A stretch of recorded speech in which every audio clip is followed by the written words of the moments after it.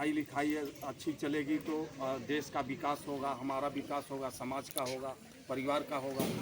इसलिए सरकार विभिन्न प्रकार की योजनाएं लेकर के जो है चलती हैं, परंतु होता क्या है कि उसके हमारी बदतमीज है एकदम से। माताएं बहनें हैं उनके तक इस योजनाओं की जानकारी नहीं होती है। जानकारी के अभाव में वो उसका लाभ नहीं ले पाते हैं। इसलिए ये व्यवस्था जो बनाई गई है कि महिलाओं को जागरूक किया जाए, उनके अपने अधिकारों से अवगत कराया जाए। तो ये नुक्कड़ जो सभाएं हैं मिशन शक्ति की जो है सरकार द्वारा जो है ये 5वां फेज चालू किया गया है आप लोगों के लिए। तो आप लोग इसमें अपनी सहभागिता जरूर दीजिए। जो सरकार की योजनाएं हैं उसका लाभ आप तक पहुंचना चाहिए।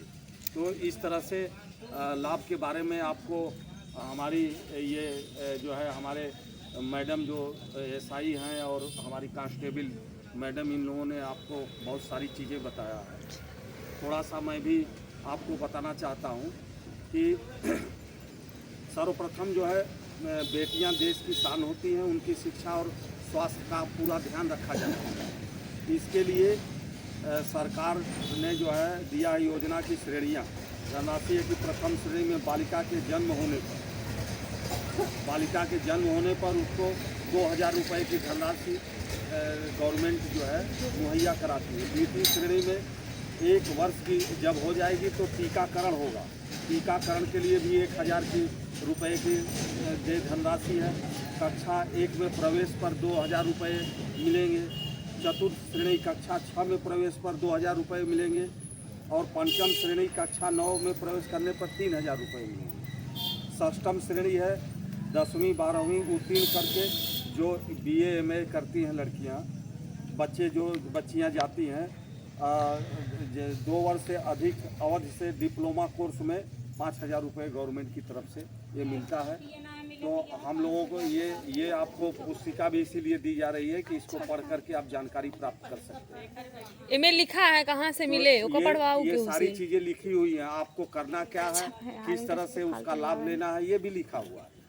तो ये सुविधा जो है हमारी सरकार ने दिया है।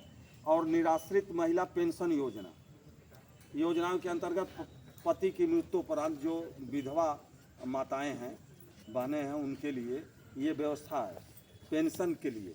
तो ये पेंशन जो है आवेदिका उत्तर प्रदेश की स्थायी निवासी हो, ये उत्तर प्रदेश गवर्नमेंट की सुविधा है। तो ये चीज़ें होनी चाहिए। आवेदिका के पति की मृत्यु हो गई है, उसका सर्टिफिकेट होना चाहिए। और आवेदिका की आयु 18 वर्ष से कम न होना चाहिए, क्योंकि शादी जो है जो भी होती है तो नाबालिग की नहीं होगी। किसी भी जो है अगर बेटी बहन की शादी हम लोग करते हैं तो उसकी उम्र 18 वर्ष से कम होना अपराध की श्रेणी में आता है। ये बाल विवाह होता है, बाल विवाह प्रतिषेध अधिनियम इसके लिए बना हुआ है। तो ये व्यवस्था आप लोगों के लिए है। और एक जैसे गरीब लोग हैं, शादी विवाह करने में सक्षम नहीं है, तो उनके लिए सामूहिक विवाह की भी योजना सरकार की तरफ से है। तो इसको भी आप लोग जानिए कि इसका भी फ़ायदा आप ले सकते हैं। आवेदन की प्रक्रिया भी इसमें लिखी हुई कि किस तरह से आप जो है आवेदन करेंगे। आजकल कंप्यूटराइज सिस्टम है। कंप्यूटराइज सिस्टम किसी भी उस पर कंप्यूटर सेंटर पर आप जा करके ये कार्रवाई आप करके डाल देंगे, आपको सुविधा वो मिलेगी। और दूसरा ये है प्रधानमंत्री मातृ वंदना योजना। तो इसमें योजना के साथ इसमें देखना ये जो हमारी गर्भवती माताएं बहनें हैं उनके लिए ये व्यवस्था है कि ये योजना के तहत जननी और उसके बच्चे की देखभाल के लिए 6000 रुपये की आर्थिक सहायता दी जाती है। पहले चरण में 1000 रुपये, दूसरे चरण में 2000 रुपये और तीसरे चरण में 2000 रुपये गर्भवती महिलाओं को दिए जाते हैं। शेष 1000 रुपये की आर्थिक सहायता तब मिलती है जब गर्भवती महिला बच्चे को किसी अस्पताल में जन्म देती है, उस टाइम ये मिलेगा। जननी सुरक्षा योजना के ये लाभ आप लोग ले सकते हैं। ये जानकारी आपको होनी चाहिए, इसके लिए है। हॉस्पिटल खड़े हो जाए तो अब इसमें आवेदन किस तरह से करना है, इसमें आवेदन आप लिखा हुआ है कि आवेदन आपको क्या कागज़ लगाना है और क्या करना है। कंप्यूटर सेंटर पर आप जाएंगे, वो वो सब जानते हैं। आप वो कागज़ देंगी तो वो कर भी देंगे। आप जानते हो ना जानते हो करना, लेकिन कंप्यूटर पर जाएंगे जहाँ कैफे सेंटर है वहाँ से आप करा सकते हैं। तो अभी ये ऑनलाइन की सुविधा अभी अभी अवेलेबल है? हाँ हाँ अभी जा करके हाँ है। कंटिन्यू रहती है? ऐसा तो नहीं है कि साइट जैसे बंद हो जाती है कि हाँ इतने टाइम के लिए वैलिडेशन थी?